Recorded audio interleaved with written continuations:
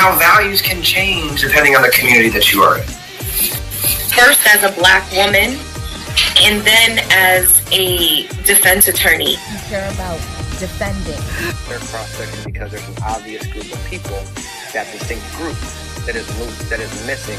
That language that you should be using, because that's what the law says. Currently, because of the overwhelming media coverage, any potential juror may have already formed an opinion about the case.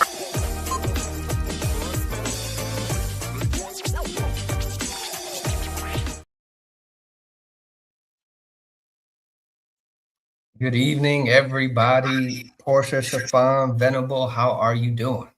Hey, I am wonderful. I actually shockingly have no complaints today. Today was smooth, easy like Sunday morning on a Wednesday. How are you? You're not over there holding steady?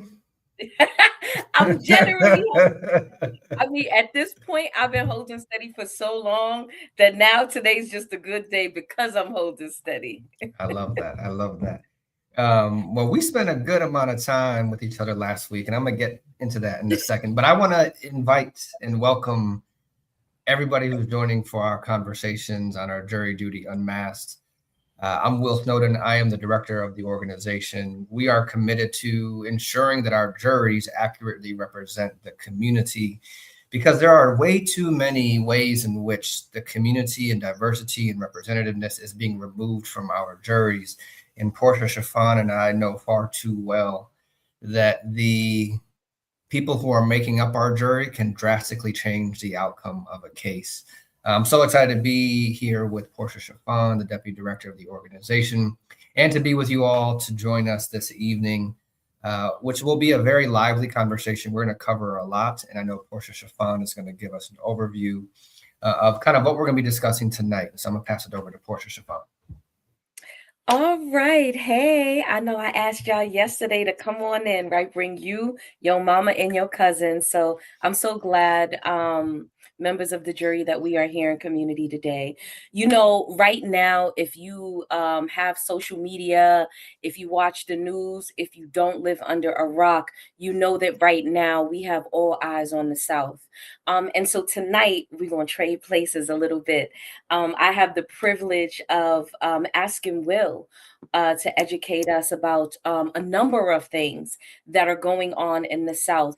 And, you know, if you know history, like I know history, we know that whatever's going on in the South is ultimately going to spider web all over this country.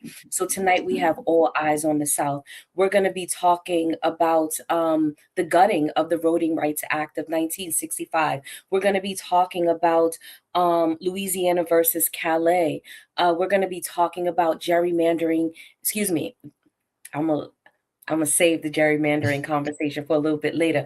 But really, overall, the redistricting in Louisiana, as well as the special election that's being called for the criminal court clerk position, also in Louisiana. So, Will, before we even dive into it, though, I actually just want to take a pause, and one, ask you how you doing, and two, to recap for a second. Can we just take a second to tell everybody that's joined us what we accomplished this past week? But before we do that, I want to know how you're doing.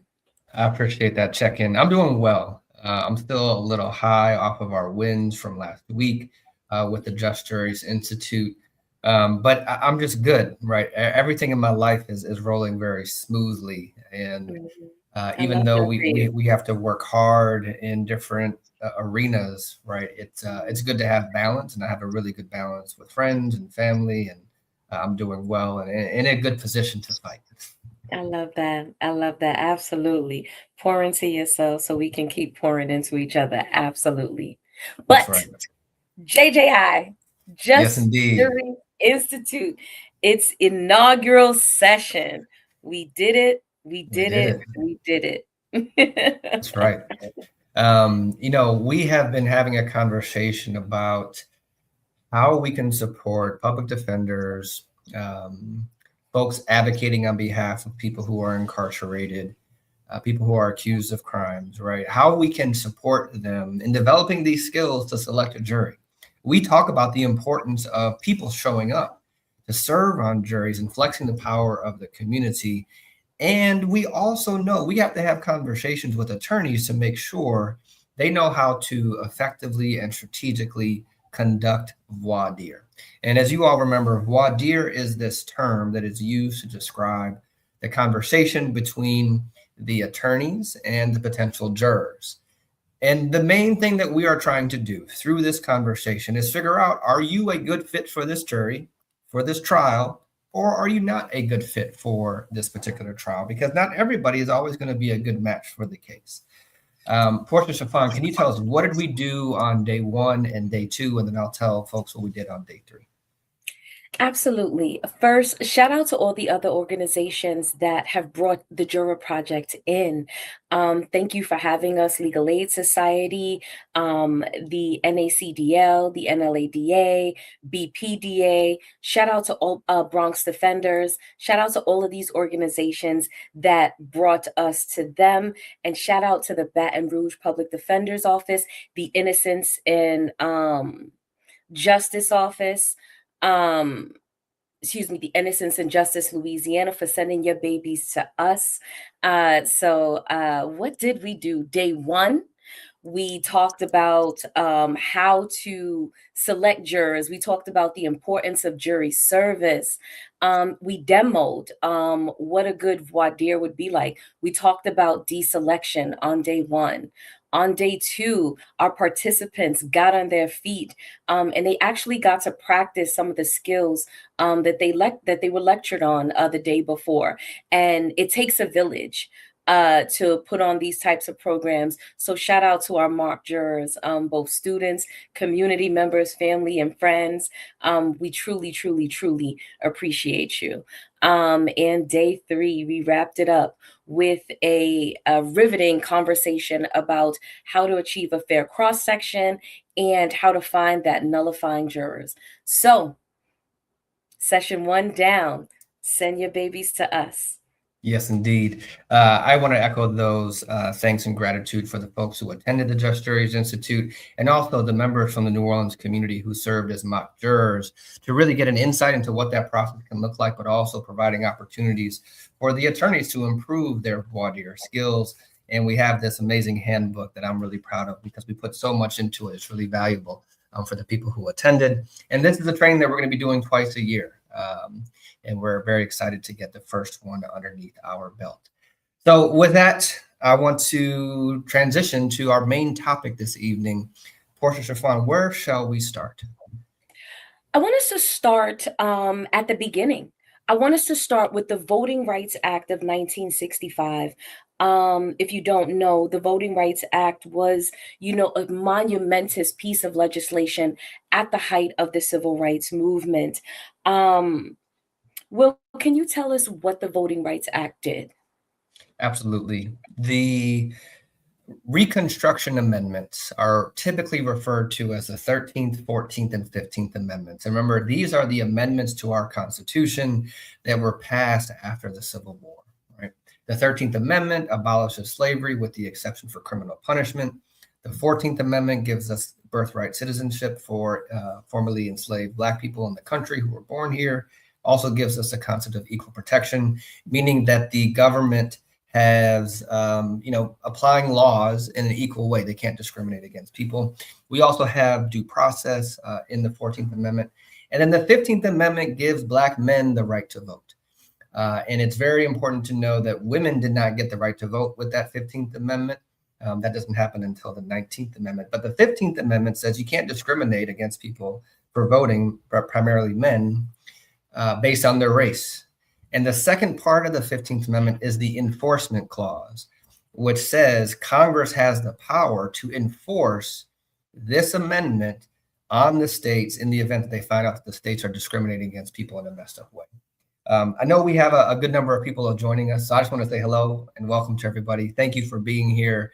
We're excited to share this information with you all because the Voting Rights Act has been in conversation a lot in the media, and we want to break it down to make sure everybody understands what it is all about. So the Voting Rights Act is a product of the enforcement clause of the 15th Amendment. So I want to pause for a second because we talked about Reconstruction. We talked about briefly the Voting Rights Act of 1965. And so, you know, for those of you that are just joining us, right, I think we all know as a community, since this country was colonized, we understand, right? Even the colonizers understood the power of people, right? All power belongs to the people. And so, Will, you know, one of the things that I also wanted to touch upon is, can we talk about the different ways since the inception of the Voting Rights Act in 1965? What are some of the different ways that it's come under attack? Is what I'm trying to ask. Yeah, and I just want to make sure people understand why we had to have the Voting Rights Act, and then I'll get into the ways in which it's been attacked by different pieces of different types of cases.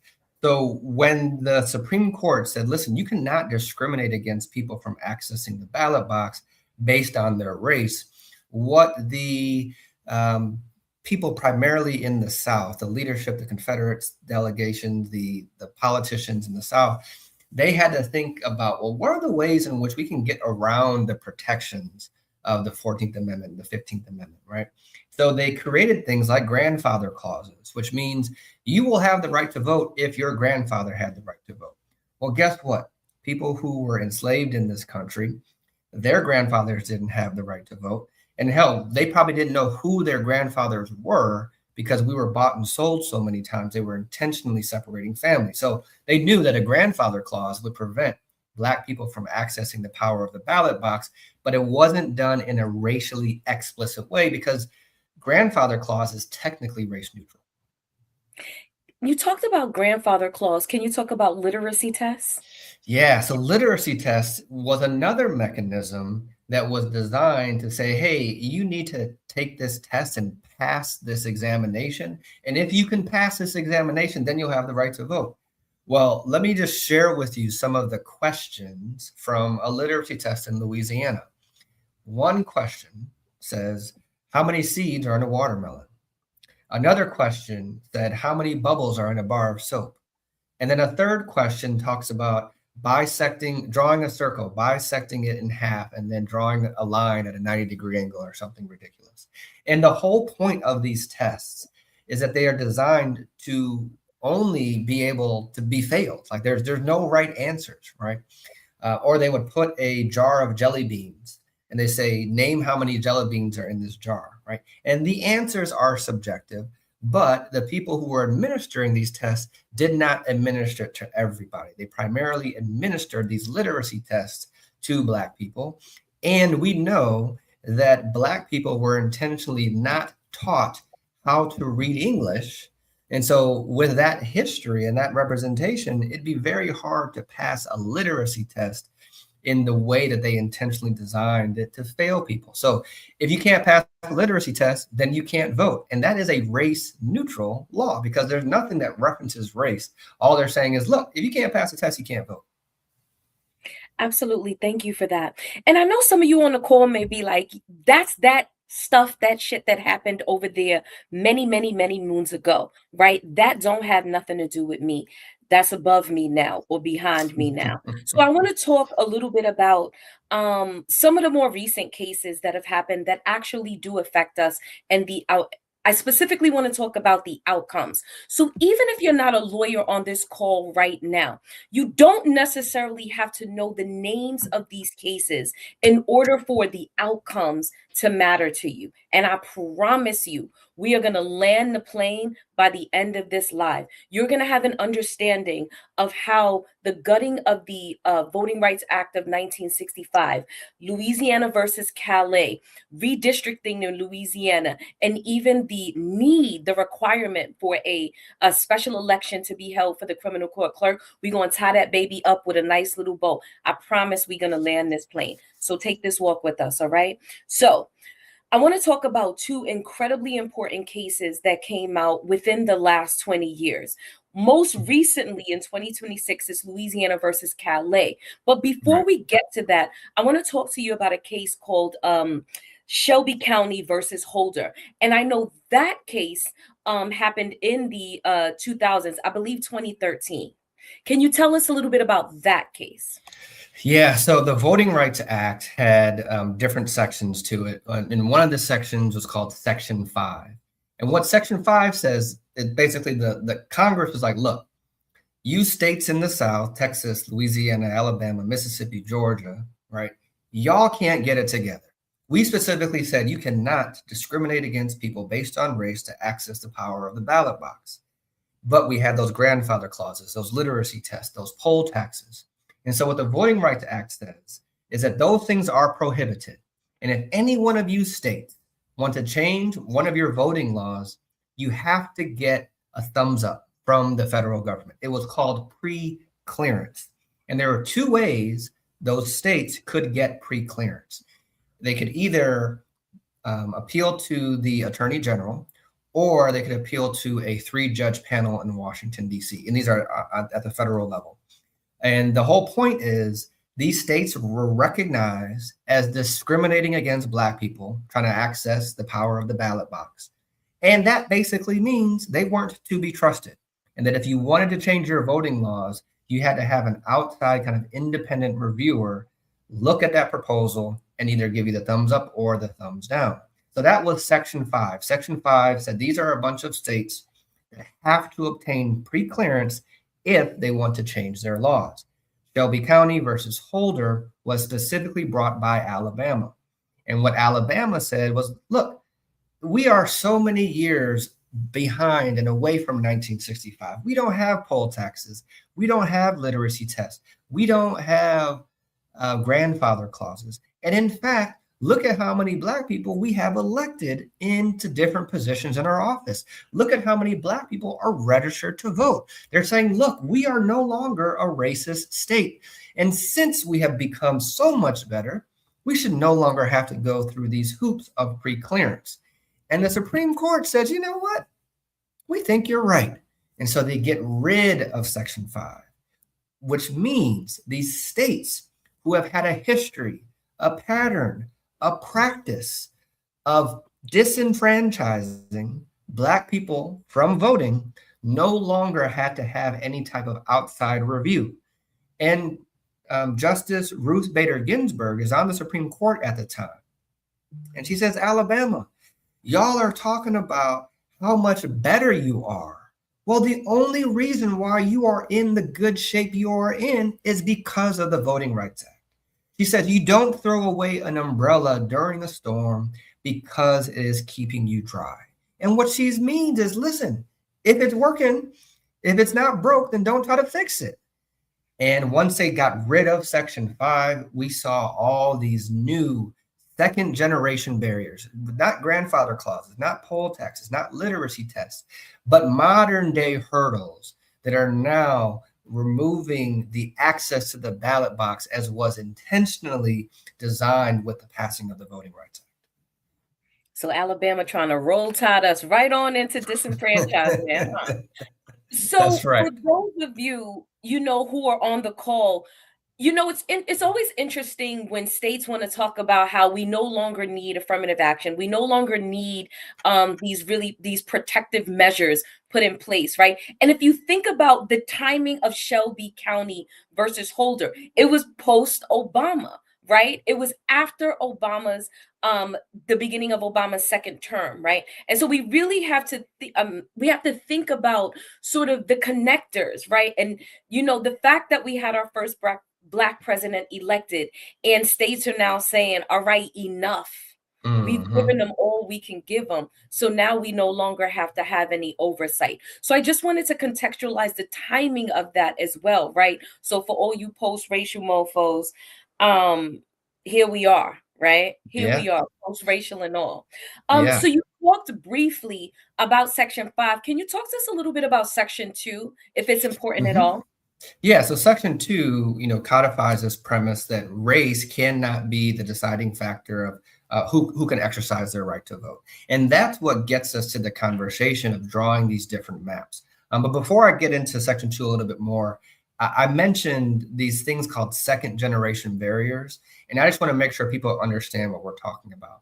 So if we acknowledge that back in the day, they were using poll taxes, literacy tests, grandfather clauses to keep Black people from accessing the power of the jury voting box. We don't have those anymore. But what we do have are racial gerrymandering, right? And racial gerrymandering, well, first, let me tell you what a gerrymander is. There was a signatory of the Declaration of Independence. His name was Elbridge Gerry. And he ends up being, I believe, the governor of Massachusetts. And he is trying to maintain power for his political party. And he is involved in drawing the districts, the maps and the lines of the districts. And he draws this map in a way where the ops, the people who were not aligned with his party, they thought that he drew a district that kind of resembled the outline of a salamander, which is an amphibian, right? It's a little reptile. So they take his last name, Elbridge Gerry, and then they take the lizard, salamander, and they combine those two names. So it's a completely made up name, but that is where we get gerrymandering. And gerrymandering is just a term that is used to describe how lines are drawn for congressional districts in ways that are unnatural and not necessarily even. I want you to picture a square state. Let's just imagine that, like, Wyoming is pretty square, I think, or Colorado is pretty square, right? If you were to evenly divide that into 4 like separate quadrants, right, that's a pretty proportional representative district. But those lines have to be drawn in accordance to where people live. And the whole point of drawing these maps is to make sure you don't have a district that's just all farmland or rural country, that you actually have population in those areas. So that will lend itself to not perfectly 90-degree districts. But the idea of these districts being drawn is about representation in Congress, right? So the legislative branch has 2 houses. We have the House of the Senate, and every state in the United States has 2 senators. And then you have the House of Representatives, which are the representatives for the people in those states. And those representatives are determined by the drawing of the districts, right? So you draw a district and your representative represents that map, that district on that map. So we have racial gerrymandering as a second generation barrier that Ruth Bader Ginsburg is concerned about. We have strict voter ID laws, right, requiring certain types of IDs that marginalized communities may not necessarily have access to. We have polling places being closed in communities, predominantly communities of color. And then we have the changing of polling hours and the closing of polling locations. What that leads to is everybody has to squeeze in to try to vote at one polling location. So what does that lead to? Long lines and long waits and people getting fatigued just by waiting in line because they want to exercise their right to vote. Another example is the purging of voter rolls, right? So your name being removed off of the rolls of people who have registered to vote. And then the last one is an example of cutting back on mail-in voting options or early voting. Right? Not everybody is able to take off work on election day. So jurisdictions have made an expanded week where you can just go and vote early. And we see how those time restrictions are being put in place to limit those opportunities to have access to the power of the ballot box. So I just wanted to make sure we were aware that we still have these different types of barriers to access the ballot box, but they present themselves in race neutral ways, which is what basically makes them legal. So gerrymandering just feels like a way to sort of manipulate these district boundaries in order to give one political party an advantage over another. That's 100% right. Okay, that's some bullshit. So the other thing that I was kind of learning about as I was thinking about and unpacking, the gutting of the Voting Rights Act is this concept of cracking and packing. Can you explain that a little bit better? Because I really don't think I have a clear understanding of it. Yeah, so cracking and packing are 2 terms that are used to describe how certain populations, it's usually communities of color, if they are cracked, what that means is, let's say we have a city that is 60% African American and 40% white, but the 2 parties in this city are Republican and Democrat. Since the Black people have majority of the population, you would think that they should have majority of the political power. But if Republicans control the political power in that jurisdiction, they can chop up the 60% into 20% in this sliver, 20% in this sliver, 20% in this sliver, effectively making the Black population the minority in those jurisdictions compared to the white population. And then what ends up happening is if you essentially dilute the population across districts, it doesn't appear that you are disenfranchising a larger Black population, because if you just look at the district and you say, well, there's only 20% in this district are Black people, so what's the problem? And so cracking means just dividing the concentration of Black people. And then packing is a little bit different, where if you would have that 60% of African Americans, what you try to do is pack them all into one district so they wouldn't have access to political power in other districts based on their population. So cracking means let's split them up and make them weaker by dividing. Packing means let's shove them all into one little district so that they can't have access to more representation. Will, is this concept of gerrymandering and by extension cracking and packing happening right now in any place in any way that you can think of? Name a state in the South. Louisiana versus Calais is so problematic, right? And this is the case that comes out of Louisiana. So cracking and packing is happening now.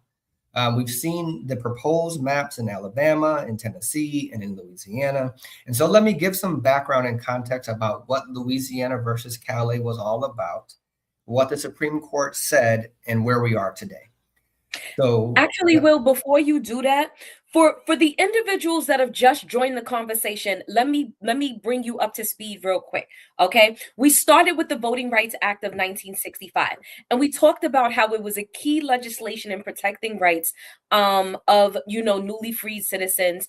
I'm sorry, not the Voting Rights Act, Reconstruction, and then the Voting Rights Act was almost like a solidification. I don't know why I can't speak tonight. Of the rights that were granted during Reconstruction. Since the Voting Rights Act of 1965 has been enacted, we have had racist after racist after racist after racist trying constantly to gut all of the protections of the Voting Rights Act.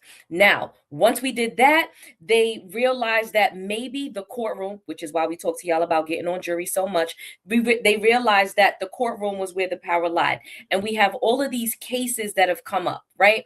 And so first we started with Shelby County versus Holder. That talked about these pre-clearances that Southern states that were racist as all fuck all had to get in order to make any changes to their voting rights legislation. Now we about to fast forward and talk about present day. Meaning, and when I say present day, I'm not talking about 1996. I'm not talking about 2006.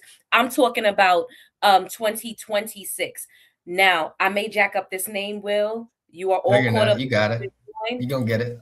Louisiana versus Calais. For all of our new individuals, all eyes are on the South. We are talking about what is happening in the South. Hit it, Will. Louisiana versus Calais. I got it. Absolutely. So Louisiana versus Calais is in direct response to the growth of Black population in Louisiana. And as the Black population grew, the Democratic representation also grew, because in Louisiana, there is a strong overlap between Democrats and Black people. Now, not all Black people are Democrats, not all Democrats are Black people, but in Louisiana, with the growing of Black population, Black people, we now make up 1/3 of the state of Louisiana. My dad was a math teacher, and he taught me that 1/3 of 6 is 2, right? So what that means is if Louisiana has 6 different congressional districts, 2 of those districts should be representative of the Black population of folks who happen to also be Democrats. So 1/3 of 6 means that 2 of those districts should be majority Black districts. Right now, but we had, before the case, there were 2 majority Black districts. And this is what tees up the case. So the legislators, the state legislators of Louisiana are the ones who get to draw the map. And so you would think, okay, yeah, the legislature, they represent the people. They are going to draw this map in a fair way because regardless of party, right? No party, Republican, Independent, Democrat, right? Fair is fair. But what these people did is they drew this map in a way that was intentionally a racial gerrymander, which means that when it goes up to the United States Supreme Court, it is going to get knocked down, right? They were playing chess, not checkers. But this is how they played the people in Louisiana, because the map that they approved was not the map that the Black people wanted. Organizations like the Power Coalition for Equity and Justice, the NAACP Legal Defense Fund, the ACLU of Louisiana, and others were all involved in proposing proportional representative maps that would have adequately represented the Black population and the Democrats in Louisiana. But the state legislatures in Louisiana, controlled by Republicans, knew that if they adopted one of those maps, it would actually pass constitutional muster. So they intentionally violated the law. They drew an unconstitutional map, wanting it to get shut down by the United States Supreme Court. And that is what happened in Louisiana versus Calais. So in this case, they drew a map that created a second majority Black district. And they said, we're not making this second majority Black district for political reasons. We're making it because there's more Black people. And we're going to draw this salamander, right, from the northwest corner of the state down to Baton Rouge. It's going to span 250 miles. And when Justice Alito and the Supreme Court saw that map, they said, no. This is unconstitutional. They said Section 2 prohibits this very type of a map being drawn. And the most offensive thing that Justice Alito does is he gives a workaround for racial gerrymandering. He says, listen, racial gerrymandering is not allowed, but if it so happens to be that there is political gerrymandering that also kind of looks like racial gerrymandering, it is okay. If you can't explain the ways in which you drew this map, right, you chopped and screwed it left and right, if you can say that it was done to protect incumbents or it was done to protect political leadership, right, then that is okay. And if it happens to disenfranchise a bunch of Black people, well, that is just an unfortunate collateral consequence. And Porsha, Shaf'on, when I was reading that decision, you know what came to mind? Batson versus Kentucky. Because when... Yeah. This is why people think we the same person. I was literally going to ask you about the connection between, because it felt so familiar, all of the ways in which Black people's voices have been diluted, voting wise, feel like the same ways that they're trying to fuck around in the jury box. Can you explain the connection between what is happening with voting rights and what prosecutors often do in the jury box? And I'm talking about Batson. So Batson versus Kentucky is this 1986 Supreme Court case. And it basically creates a process to try to assess, is juror discrimination taking place? Meaning, is the prosecution or the defense kicking people off the jury because they're Black, because they're white, because they're a man, because they're a woman, right? And the test says, one, somebody's got to raise an objection, right? So if I see the prosecutor removing all of the women from the jury, I'm going to raise an objection. Step two, the party that is being challenged, and it can be prosecution or defense, and this also applies in civil cases, they have to give an explanation. They got to say, Your Honor, I'm not racist. The reason why I removed this person from the jury is because of X, because of Y, is because of Z. And then step three, the judge is going to assess whether or not the reason that was provided kicking that person off the jury, was it race neutral or was it gender neutral? And Batson versus Kentucky was decided in 1986. In that very same year, prosecutors began to train on how to get around Batson because they wanted to make sure that if they didn't want Black people on the jury, they weren't going to let the Supreme Court case get in the way of kicking those Black folks off. So what we see is an example of race neutral explanations serving as a proxy for race positive discrimination. So instead of saying, Your Honor, I'm not racist, right? Instead of saying I'm removing this person from the jury because Black people shouldn't be have access to the power of the jury, these are things that they actually said, Porsha, Shaf'on. They said, this Black man looks like a drug dealer, and that's why he shouldn't be on my jury. And the court said, well, you know, that's actually race neutral. And that Black man was kicked off the jury. In the same case, the prosecutor said, Judge, I'm not racist. The reason why I moved this person from the jury is because he shucked and jived when he walked to the witness box, right? They said that was race neutral. In a different case, they said, Your Honor, I'm not racist. The reason why I'm kicking this Black man off the jury is because he's too stupid to live, much less be on a jury. So what I'm getting at is, one, these explanations are offensive as hell, and they have absolutely nothing to do with a person's ability to serve on a jury. But they were accepted as race neutral reasons, meaning that the reason they kicked this person off the jury wasn't because of their race, it was because of these other made up nonsense explanations. They could say, I'm kicking you off the jury because I don't like your glasses. I don't like your locks. I don't like your facial hair. I don't like your athletic gear. I don't like your chains. They can say all these crazy things that have nothing to do with race, technically, but sometimes can serve as a proxy for their discriminatory practices. So just like that coded language is used to exclude the Black voice from the jury box, and none of these things have any impact on one's ability to serve on a jury, No. neither do literacy tests, grandfather clauses, how many jelly beans are in a jar. None of that stuff has any impact on my ability to vote properly for an individual that's going to represent my interests. That's right. This is wild. It is. And just Justice Alito says the same thing. He says, listen, you can discriminate along racial lines if you want to, as long as you have a race neutral justification. As long as you say, hey, based on our politics, based on protecting incumbents, based on maintaining power, we are drawing lines in this way. And if it discriminates against all the Black people, that's just an unfortunate collateral consequence.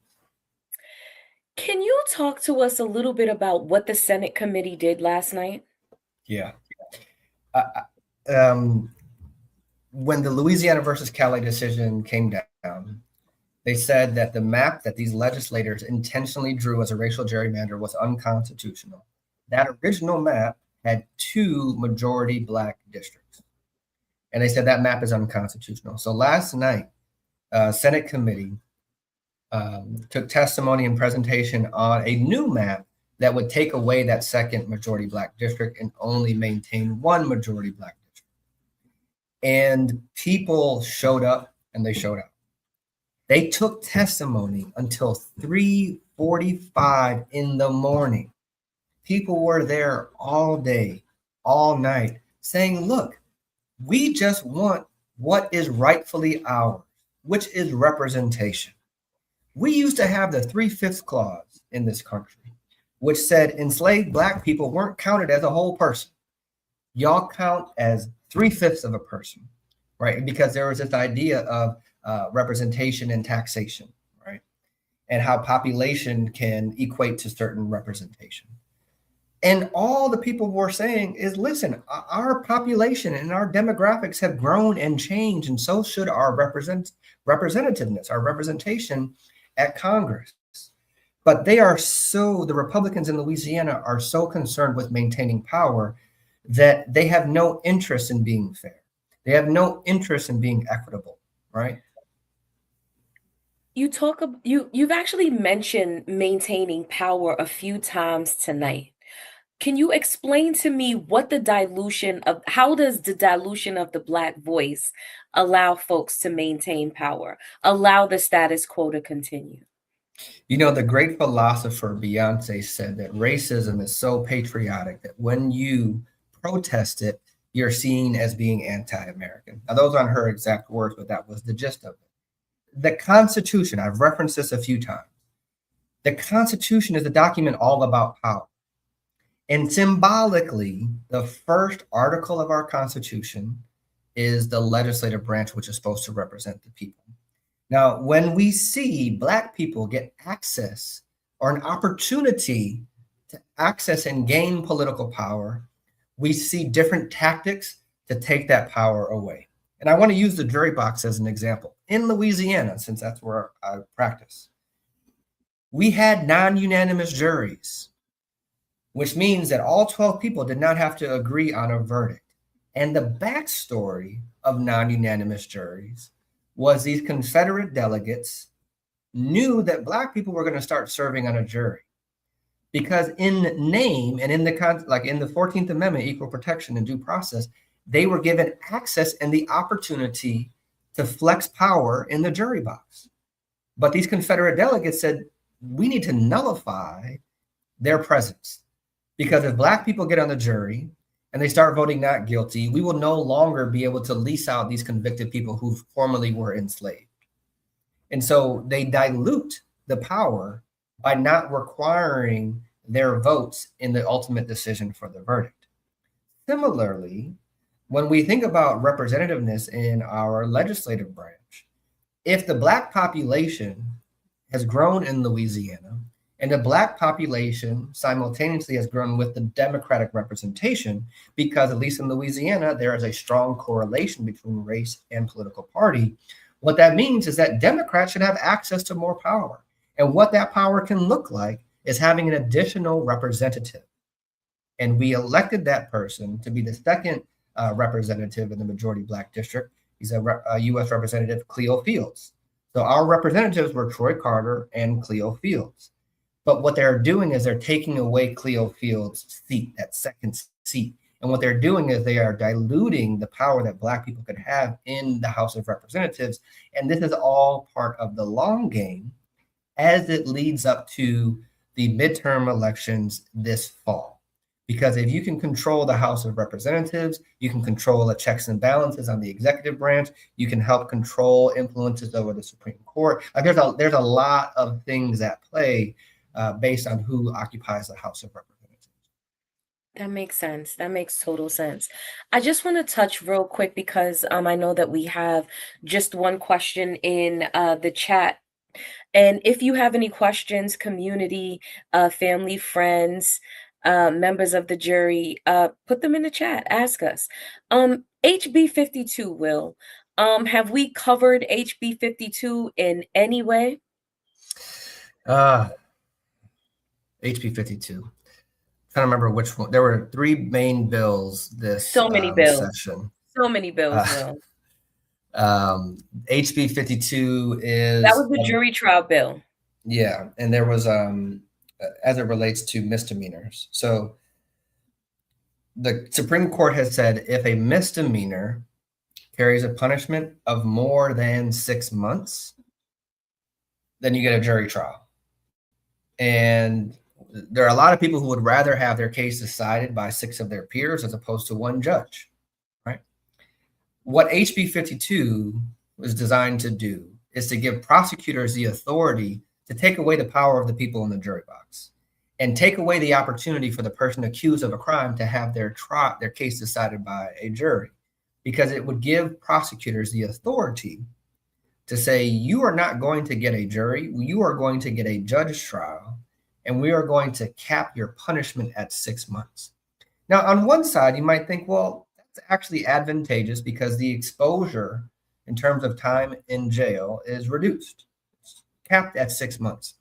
But there's 3 things that's wrong with HB 52. One is you're taking away a person's right to a jury trial without their permission.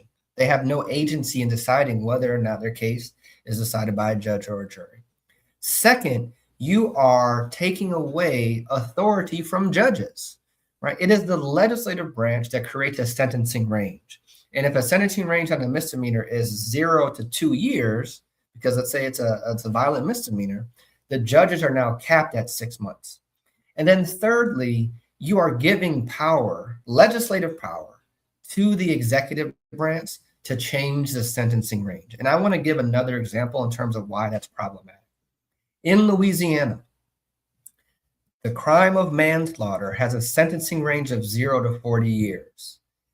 We would never allow prosecutors to have the authority to file a special manslaughter charge and have it be capped at 20 years. That just would not be a thing that we would do. And only just because we're talking about a misdemeanor doesn't mean that the hypocrisy is any different, right? We don't give the executive branch legislative authority because it is the legislative body that is supposed to represent the people, although we struggle to do that in Louisiana, but that's how the system is designed. So HB 52 takes away power of the people serving as peers on the jury to be part of the conversation of accountability in the jury box. And it takes away a person's right to a jury trial that has been codified in the Sixth Amendment. I just realized, Will, there was one question that I wanted to ask you just about gerrymandering and how these different districts are being manipulated to dilute the Black voice. Can you talk to us a little bit about how gerrymandering and the census go hand in hand, if at all? Yeah, so this is what prompted, it was the 2020 census, right? So the census is essentially a national survey of states' populations. On every 10 years, they do a census just to see, has the population grown in the state or has it gone down in the state? And if it's grown, then there can be conversations of, well, should there be more representative districts allotted to that state, right? So there are, I think, 435 US representative districts. So if the population grows, the idea is the census is going to capture that growth. And that allows us to update how many districts each state is supposed to get. So in 2020, the census revealed that the Black population grew in Louisiana to now be 1/3 of the overall population. And again, with that increase in the Black population was the increase in the representative of Democrats in the state. And that triggered this whole conversation that we should no longer only have one majority Black district, which is represented by a Democrat. There should be 2 majority Black districts so that there are 2 Democrats in the state of Louisiana at the US representative level. So by not allowing Black people and Democrats to accurately be represented based on their population in the state of Louisiana, we are diluting Black power in the state through that mechanism of packing. We talked about packing before, cracking and packing. They're packing as many Black people into one district as possible so that their power is limited to just that one district of 6 districts throughout the state. Thank you so much for that. There's sort of one final section that I'd like to get to before we close out for the night. And that is the special election for clerk of the court. I know that there was an election that was had and the people spoke. I believe 60%, like Calvin Duncan received maybe about 67% of the vote. And sort of on the same wave of diluting the Black voice and not listening when the people exercise their power. Can you tell us a little bit about this special election, what it means, and sort of just get us up to speed on everything that's happening? Because I even saw that the Attorney General is threatening to remove the DA and the mayor for speaking in favor of this special election. I never want to give prosecutors their props, but okay, Jason, Mr. ADA Williams, for being on the right side of this issue. What did Nicki Minaj say? She said it's going down, basement, right? Like it's going down in Louisiana. Just when I think I have read as many articles and bills as possible to get an understanding of something, it's like a new weed pops up, and now I got to figure out what the hell is going on over here. So just to back it up a little bit, Orleans Parish used to have 2 separate clerks of court. So many people know there's kind of 2 different areas of law traditionally. We have civil law and then we have criminal law. In New Orleans, we have a criminal court and we have a civil court. All of the other 41 judicial districts in Louisiana have one court, and that one court does civil cases and criminal cases. But New Orleans has 2 different courts because New Orleans is very different than the rest of the state based on population, based on tourism, based on the economy, like all of these things that make us different. So we have these 2 different court systems. The criminal clerk of court is tasked with a very, very large responsibility. They maintain all the files. They maintain all of the records. They maintain all of the evidence in a case, right? They are the custodian of records to keep track of all of this evidence that is presented during these trials and during these cases. They are also the individual, the clerk that manages elections in the city of New Orleans. There's a lot of power in that seat. Calvin Duncan is a man who served decades in prison for a crime he did not commit. And one of the reasons why it took so long for him to prove his innocence is because he did not have access to his own records. He was convicted, I believe, in the 80s. I think it was 1989. And he could not get his file from the clerk of court at the time. So he ran on a mission to say, I will never allow what happened to me to happen to somebody else who was incarcerated. I want to make sure survivors of crime have access to the records. I want to make sure incarcerated people who are appealing their conviction have access to the records, because transparency is the best disinfectant. Well, you know who didn't like that? The Attorney General, Liz Murrow. She not only opposed the ways in which he was representing himself as an exonerated individual, she called into question the integrity of his exoneration. This man is on the National Registry of Exonerees. And then she falsely accuses Jason Williams, who was our district attorney, of having previously represented Calvin Duncan. So she smears Calvin Duncan's name by saying, you're actually not an innocent man. And that calls into question the integrity of his whole case. So she doesn't like Calvin Duncan because he's bringing more transparency to the system. And he would be involved as a clerk of criminal court over the elections. So he gets elected with 67% of the vote. And since they didn't like who won that race, they eliminated his position entirely. It's really hard for me to look young people in the eye and say, your vote matters. Your vote counts. Go to that ballot box because our ancestors and our elders have sacrificed for us to have access to that power. And they go and they vote. And they are excited to vote for Calvin Duncan. And then the very seat that he is elected to, the state legislature just says, you know what? Scratch that. We're taking it away. What we are seeing is a state effort to take over New Orleans. And New Orleans has the right and the ability to govern themselves. So what ends up happening is the state legislature eliminates the criminal clerk of court, and they appoint the civil clerk of court to be just the clerk of court for the District of Orleans. So they create a new position, because remember, before all of this, there were two positions. There was a civil clerk of court. There was the criminal clerk of court, and that was it. They create a third position, which is just clerk of court. And the state legislature does not have appointment power. They aren't able to create a position and then put the person they want to be in that position. And so the state law is really clear. It says when there is more than 1 year left in a term of office, the local legislative body shall call a special election. So in the city of New Orleans, that legislative body is our city council.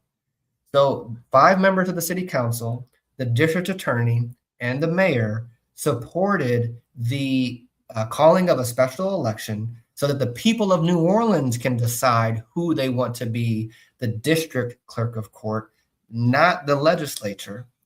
And they appointed an interim clerk of court, which is a retired judge by the name of Calvin Johnson, because they didn't want to put Calvin Duncan in the seat or Chelsea Richard Napoleon in the seat, because it could potentially give one of them an unfair advantage, because both of them would want to occupy and run for that position. Now, it's not just limited to those two people. The previous clerk of court, criminal clerk of court, Darren Lombard, he could run for that seat. There could be 5 other people who could run for the seat. It's a new seat, and it should be appropriately filled by the will of the people. And what the city council and mayor and district attorney have supported is just having a special election. Let the people of New Orleans elect who they want to be their clerk of court. And the attorney general, being the bully that she is, comes in and says, listen, I'm coming for all of y'all seats if you don't retract your support for this special election. So you as the DA can get it, the mayor can get it, and the 5 council members, I'm going to kick all of you out of office for violating state laws. And we are in this position not because New Orleanians wanted to get rid of the criminal clerk of court. Senator Jay Morris up in West Monroe said, you know what, I think New Orleans has too many judges, too many clerks of court, and I'm just going to cut some of this off. So it wasn't New Orleans who said we need to change the kind of representation of our criminal legal system. It was somebody up from where my grandparents are from. My grandparents are up in Bernice, Louisiana, and Randolph, Louisiana, in a very small parish called Union Parish, right? And he's talking about what New Orleans should be doing all the way down at the bottom of the state. So what this special election is about is making sure that the will of the people is honored in terms of who they want to be their district clerk of court. It is about making sure that New Orleans maintains its right to govern itself, to elect its leadership, and to stop the state government from trying to control things that are local governance matters. Thank you so much for that, Will. Before we close out, there are 2 questions that I want to acknowledge. The first question is, how real is the possibility of a constitutional convention at the ED level? And that comes from Total Home Nola. Thank you, Total Home Nola. The conversation of a constitutional convention was floated originally in 2024. Governor Jeff Landry was actually pushing for that, and it was quashed. We've had 2 constitutional conventions so far in the state of Louisiana. The first was in 1898, and the second was in 1974. The purpose of a constitutional convention is to amend the Louisiana Constitution. There are 2 ways in which, I'm pretty sure I'm right on this, there's 2 ways in which the Louisiana Constitution can be amended. One is through a constitutional amendment that is a ballot measure that the people of Louisiana vote on, like we did with unanimous juries. And then the other is a constitutional convention. If there is support to have the constitutional convention, there needs to be an honest conversation about who are going to be the delegates and the representatives at this convention. It could be a really sneaky way to disenfranchise a lot of political power in the state by controlling who those delegates are. I don't think it's a big possibility right now because Governor Landry tried it in 2024 and there was bipartisan opposition. I'm sorry. There was one thing that I wanted to make sure I was clear about. So I said that there were 2 positions with the civil clerk of court and the criminal district clerk of court. They created this new position of just district clerk of court. So that eliminated Calvin Duncan's seat, and it eliminates the civil clerk of court, Ms. Napoleon's seat as well. You beat me to the punch because someone just asked about Napoleon losing the seat as well. There was a clarification on the question about a federal constitutional convention. Yes, I apologize. It was it was not Ed. It was a federal constitutional. We were rolling with it anyway. Right. When was the last constitutional convention in the United States? It's been forever. It hasn't happened since the 1800s. I think I would need to research that. I don't think that's likely on a federal level. Remember, we have 27 amendments to our United States Constitution. The 27th Amendment was maybe 1991. The 27th Amendment basically says if Congress wants to give itself a raise, that raise only applies to the next congressional session. So basically, they can't vote for a raise in a self-interested way. I don't think a federal constitutional convention is very likely. Thank you so much. Thank you. I really appreciate you. For those of y'all that are on the call, I told y'all in the beginning, in the middle, that we were going to tie this up with a nice little bow and land this plane. Tonight, all eyes were on the South. We talked about how the different ways in which the Black voice is being diluted. We talked about the gutting of the Voting Rights Act of 1965. We talked about the different ways in Louisiana, gerrymandering, cracking, and packing are also diluting the Black voice. We talked about the special election that's being held for Calvin Duncan. We talked about the specific cases that have been heard that actually play a huge part in diluting the Black voice. We talked about Shelby County, and very recently, less than 2 weeks ago, Louisiana versus Calais. Please continue to tune in every second Wednesday to Jury Duty Unmasked. We thank you, community. Bring you, your mama, and your cousin too. These conversations cannot continue to just happen on in Instagram comments, in chat boxes, in coffee shops, siloed. We need to come together in community, because what can happen when we come together is exactly the change that happened in the past and can happen again. All power belongs to us people. The mayor of New Orleans and the DA of New Orleans are both elected by the people, and they are speaking, whether or not they agree. They are speaking for what the people actually want. So all eyes continue to remain on the South. All power always remains with the people. Thank you so much for joining us tonight. Great conversation, Will. Thank you. Thanks, Porsha, Shaf'on.